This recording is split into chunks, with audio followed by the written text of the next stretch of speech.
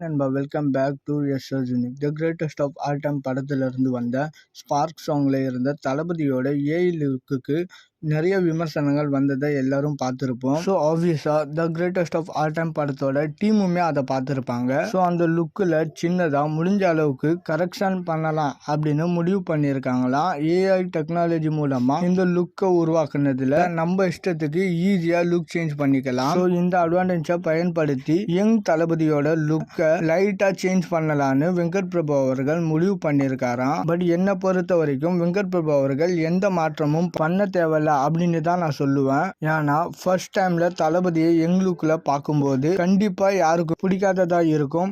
ஆனா திரும்ப திரும்ப தளபதியோட யங் லுக்கை பார்க்கும்போது எல்லாருக்குமே பிடிச்சு போயிடும். The greatest of all time படத்தோட தேர்ட் சிங்கிளான ஸ்பார்க் சாங் ரிலீஸ் ஆனப்ப கூட யாருக்குமே அந்த பாட்டு பிடிக்கல. ஆனா இப்போ சோசியல் மீடியால அந்த ஸ்பார்க் சாங்க்கு தான் பயங்கரமா வைப் பண்ணிட்டு இருக்காங்க. தியேட்டர்ல இந்த பாட்டுக்கு வெறித்தனமான ரெஸ்பான்ஸ் இருக்க போது. ஸோ இந்த சாங் மாதிரியே தளபதியோட இந்த யங் லுக்கையும் எல்லாருக்கும் பிடிக்க ஆரம்பிச்சிடும். அதனால வெங்கட் பிரபு அவர்கள் லுக் சேஞ்ச் பண்ணுறேன்னு ஏதாவது சொதப்பி வைக்காம இப்படியே விட்டுடலாம். ஸோ வெயிட் பண்ணி பார்க்கலாம் என்ன நடக்க போகுதுன்னு. ஓகே நண்பா, இது மாதிரி தளபதி பற்றின அப்டேட் தெரிஞ்சுக்க மறக்காம எஸ்எஸ் யூனிக் சேனலை சப்ஸ்கிரைப் பண்ணி சப்போர்ட் பண்ணுங்க. இதோட வீடியோ முடிச்சுக்கிறேன். Okay bye.